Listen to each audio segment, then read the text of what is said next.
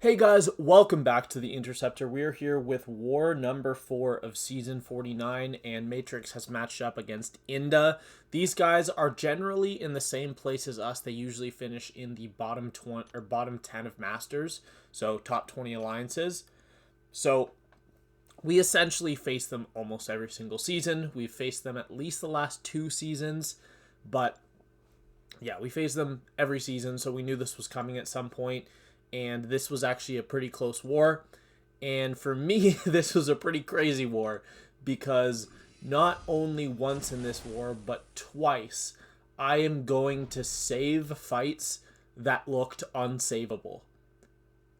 And I just play badly at the start of the fight and then recover in such a crazy way that I probably should have died.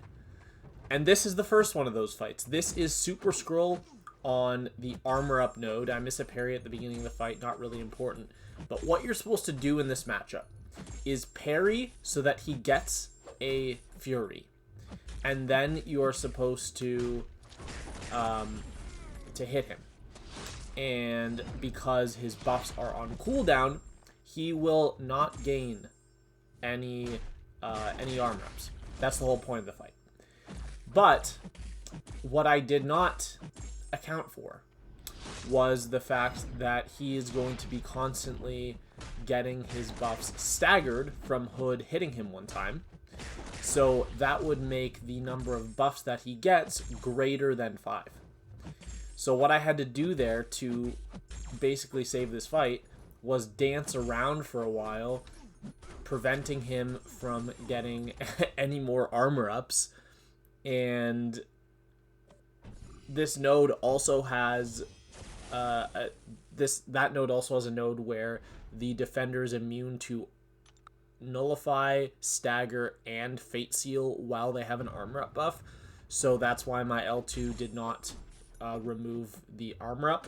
In this fight, this is a pretty straightforward fight. CGR only, defensively at least, gains armor up once in the fight. So as soon as this first armor up expires, it's just a straightforward fight with essentially 0 nodes. He's just going to be shut down. His L1 is really easy to just deal with, so I didn't think that the tactic would be a huge problem in this fight, so I decided to just go for the full SP1 decks, although right here I'm just going to power control him so I don't have to bait the SP1. But unless he gets to L2, he has no way of inflicting the degen on me, because he is only ever going to get the heavy charge, the L1, and the getting hit. And he would get those 3 judgments. He would get the other 2 from throwing his L2, but obviously that can't happen if I don't let him get to L2.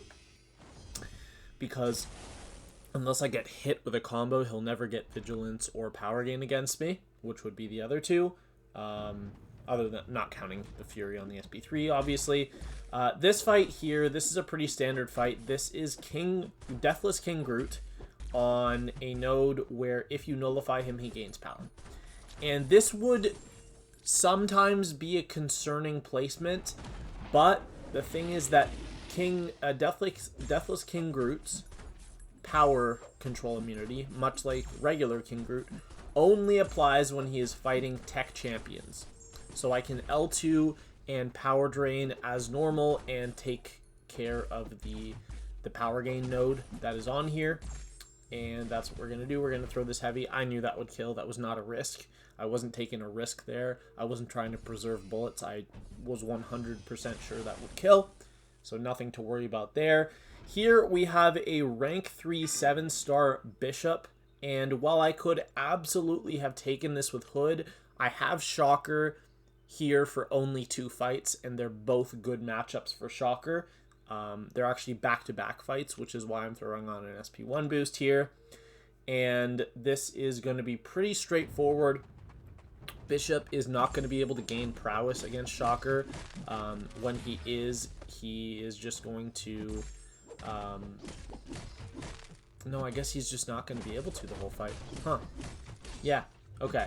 But based on the health pool, and because this was a rank 3, my initial calculations showed that I only needed to throw 1 L1 into L2, but my basics looked like they weren't doing enough damage, and I figured there's not really any risk if I let this fight go on longer.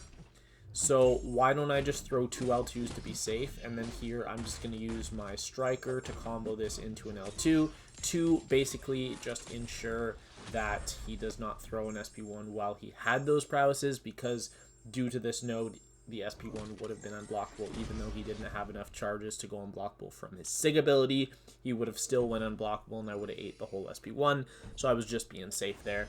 Here we have the other Shocker fight, and this is going to be a rank 3 7-star Onslaught on the regen node.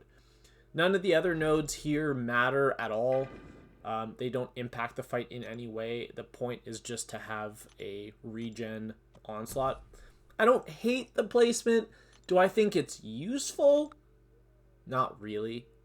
I don't think this is a great node for him. I don't think it's a terrible node. I just don't think it does anything special. And lucky for me, I am very, very good at fighting Onslaught. And because I don't crit, I'm not going to get neuroshocked very often. Or wait, maybe is it crit or is it just a chance on? I actually forget. But yeah, we're just going to throw 2 L1s and then go straight to L2 in this fight.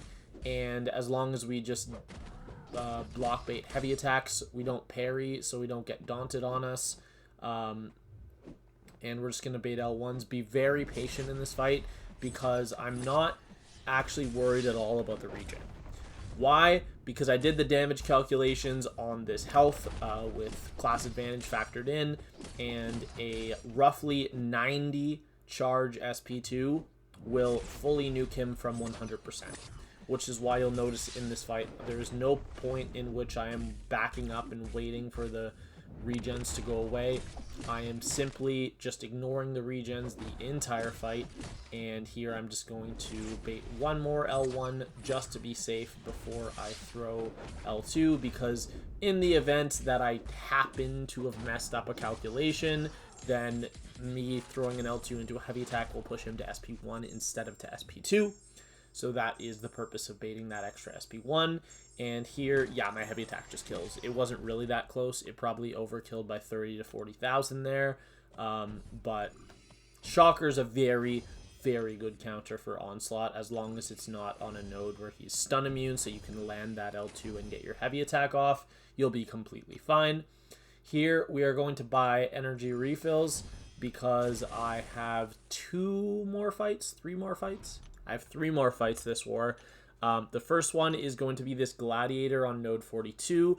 Last war I had Gladiator on node 45, which was arguably a harder node for him than he is here. This is a really straightforward fight. I've learned to essentially ignore the damage back node during stuns while the protection is up. So I usually use that the beginning of the fight instead of knocking him down to kind of initiate control of the fight. Here, I'm very, very practiced with his L2, and I know how to full dex it, mostly because his L1 is really annoying if you don't have a staggered champion or a nullified champion, because it inflicts a really long unstoppable that you just have to wait out, which is just annoying. And yeah, here, that heavy attack was so perfect that if I had 1 less hex, it wouldn't have killed. I had literally the perfect amount of hexes, because he didn't die from the hex detonation. He actually died from the last hit of my heavy attack, which is really funny. I thought that was really funny, because I literally could not have timed it better. Now, even if that hadn't killed, I wouldn't have been in any danger. I would have just baited out that L2, full dexed it, been completely fine, but I didn't have to. So here, this is another fight. This is a rank 3 7-star Maestro on Hazard Shift with Hood. On paper, this makes so much sense. I'm going to make one mistake in this fight, and additionally, I'm also going to have just awful luck with Hazard Shift. My heavy attack, by the way, just so you know, Hazard Shift is a 30% chance to trigger. It triggered 5 times in my first 9 hits. Or my first 8 hits, sorry. 5 times.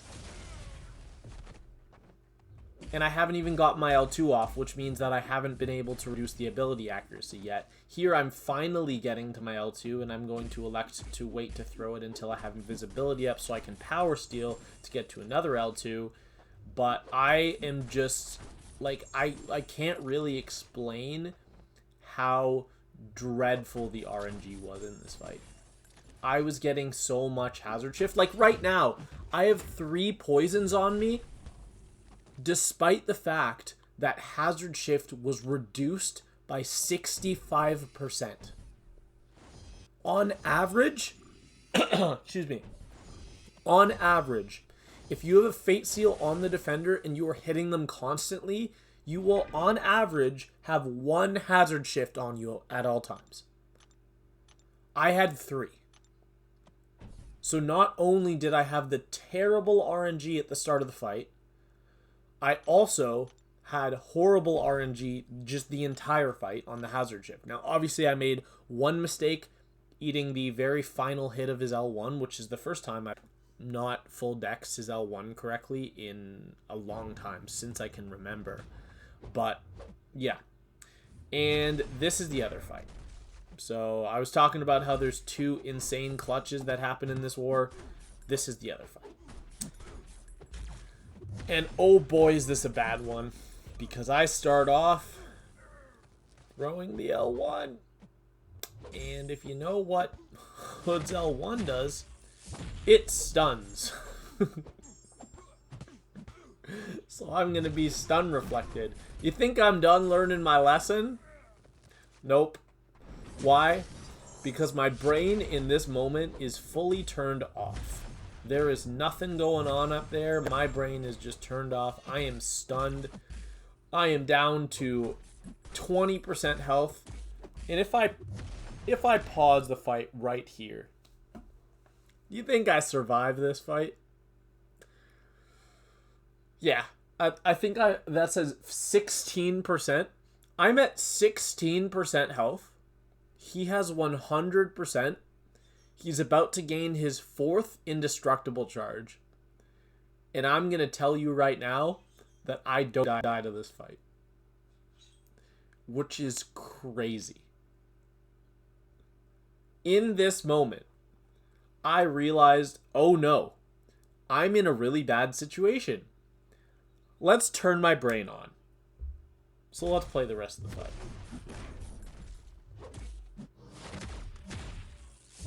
I bait out the L2. I'm finally actually at an L2 when I throw my special. The first few times I thought I was at an L2, but I was not. I was at an L1. And the only ways that I can gain power in this matchup are number 1, Mystic Dispersion, number 2, Power Back Boost, and number 3, Power Steal from mediums and SP2 hits while I have invisibility up. That's the only way for me to gain power. There's no other way. And I have MD completely turned off. I am running MD 0 here. So that's not an option. And since I started with an SP1 boost, the only way to get to L2 to use my power back boost is to power steal with the medium attacks, which normally is not a problem. I've taken defenders like Maestro here, and I've finished with like 80% health. But here, I survived with 5% health. That clutch was crazy. And I still can't quite believe that I actually managed to solo that fight without dying. It felt like I was not thinking for the first minute and a half, and then my brain just turned on. And I played the way I should be playing at all times. But yeah, that is what happens when you are not paying attention. You don't notice that you're not at SP2, and you stun yourself twice. Now, to be fair, the second time I threw my SP1, he threw his SP1 immediately after. If I had then chosen to dash back and activate invisibility, I would not have gotten stunned a second time because you are stun immune during your invisibility, but I had brute force on me and I wasn't really thinking. I was just kind of thinking, get this brute force off of me and then I'll try to activate invisibility.